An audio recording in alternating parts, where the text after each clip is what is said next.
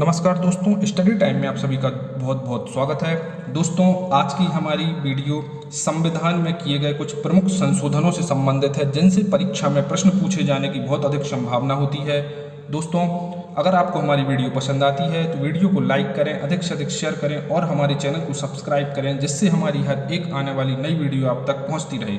चलिए तो हम अपनी आज की वीडियो शुरू करते हैं, जिसमें हम प्रमुख संशोधनों को देखेंगे। तो जो भारतीय संविधान में संशोधन हुए हैं उनमें पहला संशोधन हुआ है 1951 में। इसमें बताया गया है कि इसके माध्यम से स्वतंत्रता, समानता एवं संपत्ति से संबंधित मौलिक अधिकारों को लागू किए जाने संबंधी कुछ व्यवहारिक कठिनाइयों को दूर करने का प्रयास किया गया। भाषण एवं अभिव्यक्ति के मूल अधिकारों पर इसमें उचित प्रतिबंध की व्यवस्था की गई। साथ ही इस संशोधन द्वारा संविधान में 9वीं अनुसूची को जोड़ा गया। तो यहाँ ये पूछा जाता है कि 9वीं अनुसूची को किस संविधान संशोधन में जोड़ा गया? तो पहले संविधान संशोधन के द्वारा 9वीं अनुसूची को जोड़ा गया। वर्तमान में संविधान की बात करें तो इसमें 12 अनुसूचियां हैं और जब संविधान बना था उस समय इसमें 8 अनुसूचियां थीं। तो 9वीं जो अनुसूची जोड़ी गई वो पहले संविधान संशोधन 1951 के द्वारा जोड़ी गई। चलिए आगे देखते हैं। दूसरा संविधान संशोधन 1952। तो इस 1951 में की गई जनगणना के आधार पर लोकसभा में प्रतिनिधित्व की पुनर्व्यवस्थित किया गया।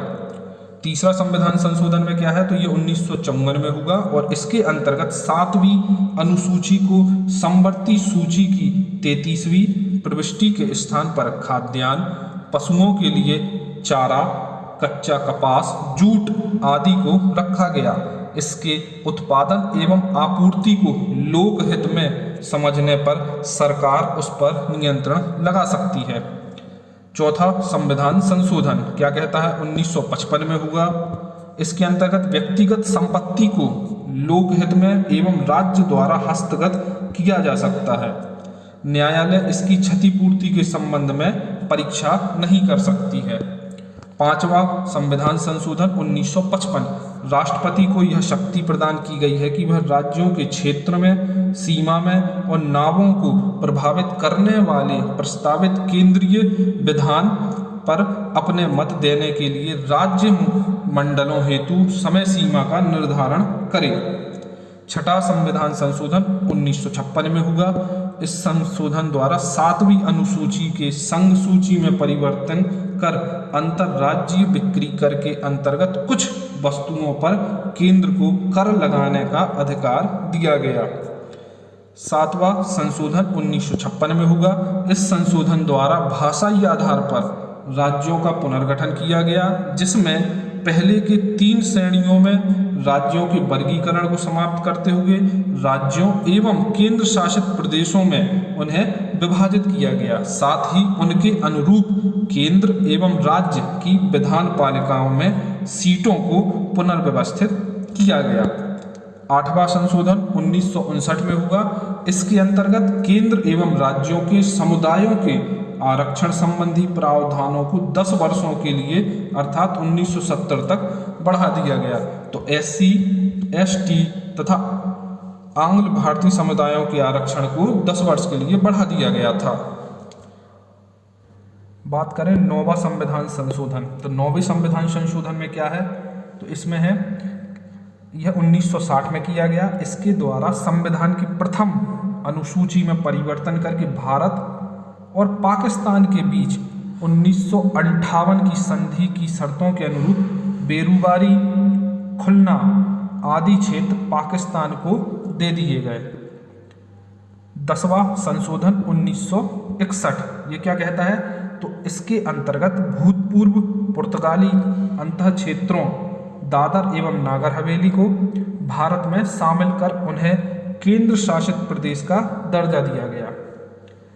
11वां संविधान संशोधन 1961। इसके अंतर्गत उपराष्ट्रपति के निर्वाचन के प्रावधानों में परिवर्तन करके इस संदर्भ में दोनों सदनों के संयुक्त अधिवेशन को बुलाया गया। साथ ही यह भी निर्धारित किया गया कि निर्वाचक मंडल में पद की रिक्तता के आधार पर राष्ट्रपति या उपराष्ट्रपति के निर्वाचन को चुनौती नहीं दी जा सकती है। 12वां संशोधन, तो 12वां संशोधन 1962 में हुआ। इसके अंतर्गत संविधान की प्रथम अनुसूची में संशोधन करके गोवा, दमन एवं दीव को भारत में केंद्र शासित प्रदेश के रूप में शामिल कर लिया गया। 13वां संशोधन 1962, इसके द्वारा नागालैंड के संबंध में विशेष प्रावधान अपनाए गए और एक राज्य का दर्जा नागालैंड को दे दिया गया। 14वां संशोधन 1963, इसके द्वारा केंद्र शासित प्रदेश के रूप में पुदुचेरी को भारत में शामिल किया गया। साथ ही इसके द्वारा हिमाचल प्रदेश, मणिपुर, त्रिपुरा, गोवा, दमन और दीव और पुदुचेरी केंद्र शासित प्रदेशों में विधान पालिका एवं मंत्रिपरिषद की स्थापना की बात कही गई। आगे देखते हैं 15वां संशोधन 1963, इसके अंतर्गत उच्च न्यायालय के न्यायाधीशों की सेवा मुक्ति की आयु 60 से बढ़ाकर 62 वर्ष कर दी गई तथा अवकाश प्राप्त न्यायाधीशों की उच्च न्यायालय में नियुक्ति से संबंधित प्रावधान भी हैं। 16वां संशोधन 1963, इसके द्वारा देश की संप्रभुता एवं अखंडता के हित में मूल अधिकारों पर कुछ प्रतिबंध लगाने के प्रावधान रखे गए। साथ ही तीसरी अनुसूची में भी परिवर्तन कर शपथ ग्रहण के अंतर्गत मैं भारत की स्वतंत्रता एवं अखंडता को बनाए रखूंगा जोड़ा गया। 17वां संशोधन 1964, इसमें संपत्ति के अधिकारों में और भी संशोधन करते हुए कुछ अन्य भूमि सुधार प्रावधानों को 9वीं अनुसूची में रखा गया, जिनकी वैधता की परीक्षा सर्वोच्च न्यायालय द्वारा नहीं की जा सकती। 18वां संशोधन 1966, इसके अंतर्गत पंजाब का भाषाई आधार पर पुनर्गठन करते हुए पंजाबी भाषा क्षेत्र को पंजाब एवं हिंदी भाषी क्षेत्र को हरियाणा के रूप में गठित किया गया। पर्वतीय क्षेत्र हिमाचल प्रदेश को दे दिया गया और चंडीगढ़ को केंद्र शासित प्रदेश बना दिया गया। आगे देखते हैं तो 19वां संशोधन 1966 क्या कहता है, तो इसके अंतर्गत चुनाव आयोग के अधिकारों में परिवर्तन किए गए। उच्च न्यायालयों को चुनाव याचिकाएं सुनने का अधिकार दिया गया। 20वां संशोधन 1966, तो इसके अंतर्गत अनियमितता के आधार पर नियुक्त हुए कुछ जिला न्यायाधीशों की नियुक्ति को वैधता प्रदान की गई। 21वां संशोधन 1967, इसके द्वारा सिंधी भाषा को संविधान की 8वीं अनुसूची के अंतर्गत 15वीं भाषा के रूप में शामिल किया गया। 22वां संशोधन 1969, इसके द्वारा असम से अलग करके एक नया राज्य तो मेघालय बना। किस संविधान संशोधन द्वारा? 22वें संविधान संशोधन 1969 के द्वारा असम से अलग एक नया राज्य मेघालय बना। 23वां संशोधन, इसके अंतर्गत विधान पालिकाओं में अनुसूचित जाति, अनुसूचित जनजाति के आरक्षण एवं आंग्ल भारतीय समुदाय के लोगों को मनोनयन और 10 वर्ष के लिए बढ़ा दिया गया। तो SC ST के आरक्षण को 10 वर्ष के लिए बढ़ा दिया गया। तो 24वां संशोधन 1971 ये कहता है कि इस संशोधन के अंतर्गत संसद की इस शक्ति को स्पष्ट किया गया कि वह संविधान के किसी भी भाग को, जिसमें भाग 3 के अंतर्गत आने वाले मूल अधिकार भी हैं, संशोधित कर सकती है।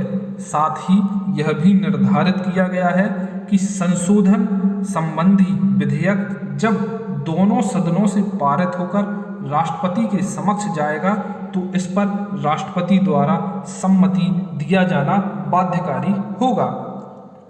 आगे देखते हैं 25वां संशोधन 1971, इसमें संपत्ति के मूल अधिकार में कटौती अनुच्छेद 39 खा या गा में वर्णित निर्देशक तत्वों को प्रभावी करने के लिए बनाई गई। किसी भी विधि को अनुच्छेद 14, 19 और 31 द्वारा अभिनिश्चित अधिकारों के उल्लेख के आधार पर चुनौती नहीं दी जा सकती है।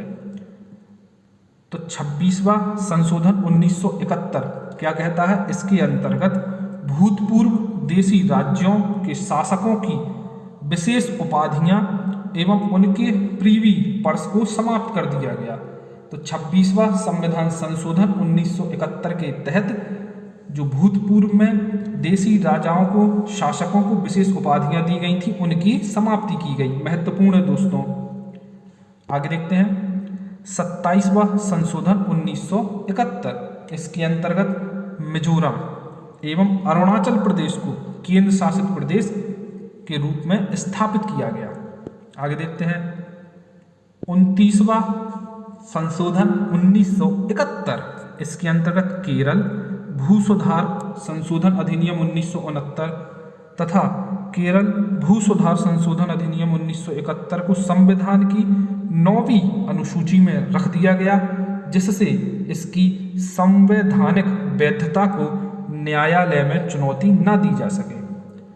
बात की जाए 31वां संशोधन कब हुआ? तो 1973 में हुआ।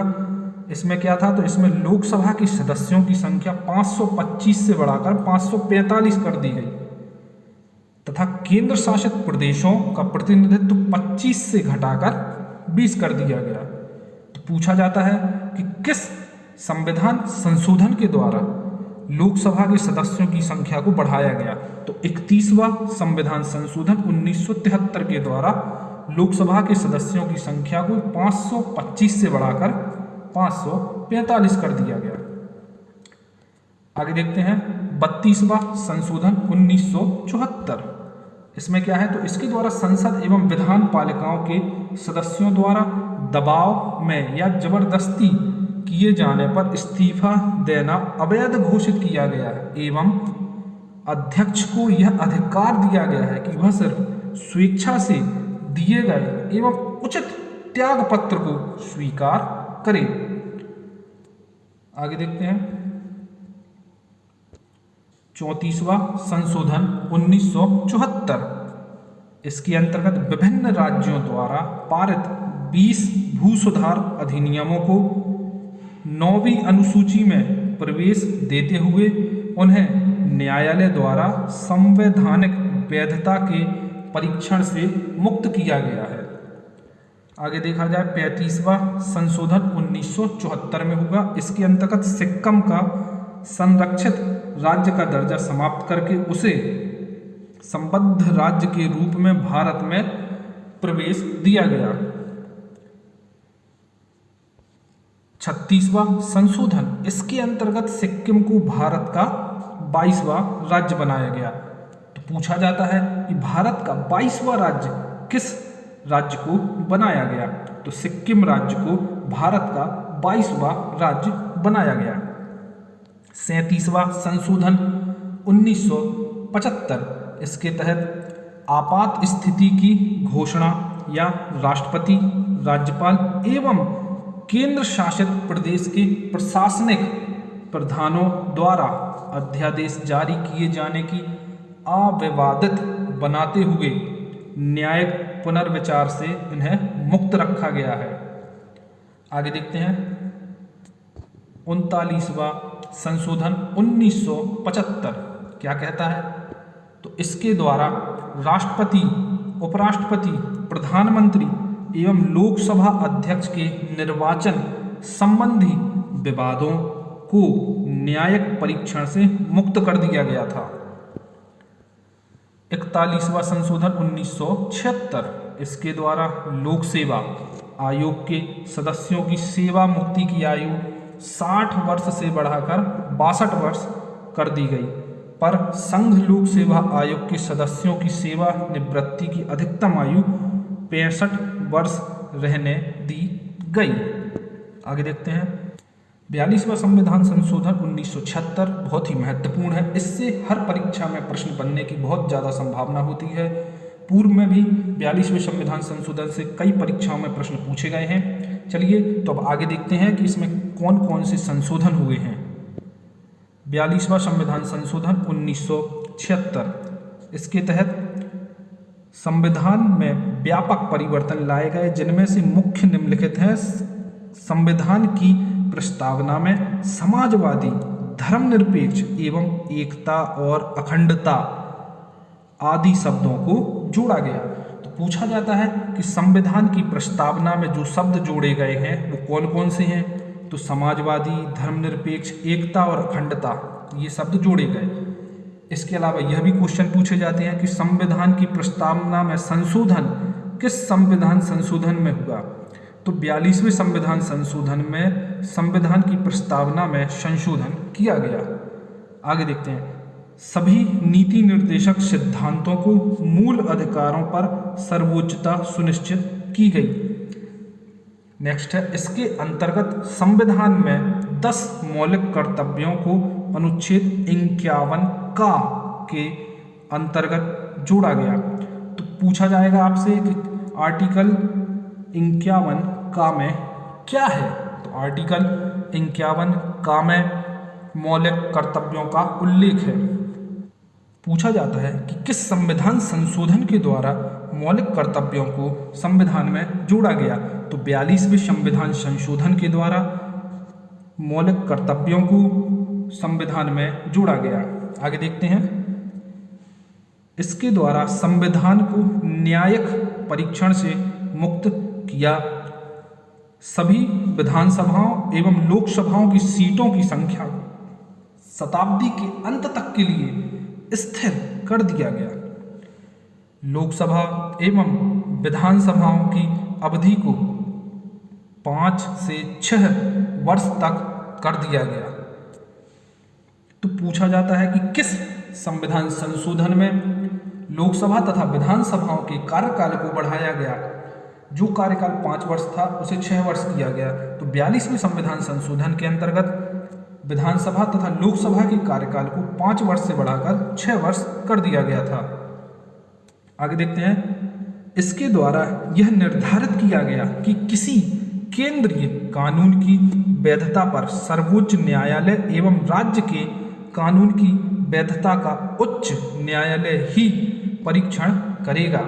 साथ ही यह भी निर्धारित किया गया कि किसी संवैधानिक वैधता के प्रश्न पर 5 से अधिक न्यायाधीशों की बेंच के द्वारा 2/3 बहुमत से निर्णय दिया जाना चाहिए और यदि न्यायाधीशों की संख्या 5 तक हो तो निर्णय सर्वसम्मति से होना चाहिए। आगे देखते हैं। इसके द्वारा वन संपदा, शिक्षा, जनसंख्या नियंत्रण आदि विषयों को राज्य सूची से समवर्ती सूची के अंतर्गत कर दिया गया।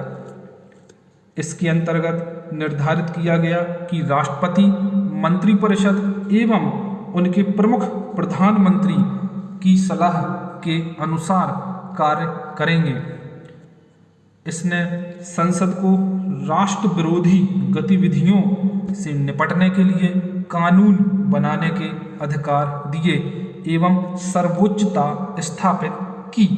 तो 42वां संविधान संशोधन बहुत ही महत्वपूर्ण है। इससे जो भी प्रश्न बनते हैं वो हमने देखे हैं। 44वां संविधान संशोधन 1978 परीक्षा की दृष्टि से बहुत ज़्यादा महत्वपूर्ण है। इसमें जो संशोधन के अंतर्गत सुधार किए गए संविधान में वो देखिए क्या क्या हुए। तो इसके अंतर्गत राष्ट्रीय आपात की स्थिति लागू करने के लिए आंतरिक अशांति के स्थान पर सैन्य विद्रोह का आधार रखा गया एवं आपात स्थिति संबंधी अन्य प्रावधानों में परिवर्तन लाया गया जिससे उनका दुरुपयोग ना हो। इसके द्वारा संपत्ति के अधिकार को मौलिक अधिकारों के भाग से हटा दिया गया और विधिक कानूनी अधिकारों की श्रेणी में रख दिया गया। लोकसभा तथा राज्य विधानसभाओं की जो अवधि 6 वर्ष कर दी गई थी उसको पुनः 5 वर्ष कर दिया गया। 42वें संविधान संशोधन में जो लोकसभा और राज्य विधानसभाओं का कार्यकाल 5 वर्ष से बढ़ाकर 6 वर्ष किया गया था, तो उसको 44वें संविधान संशोधन के द्वारा फिर से 5 वर्ष ही कर दिया गया। उच्चतम न्यायालय को राष्ट्रपति तथा उपराष्ट्रपति के निर्वाचन संबंधी विवाद को हल करने की अधिकारिता प्रदान की गई है।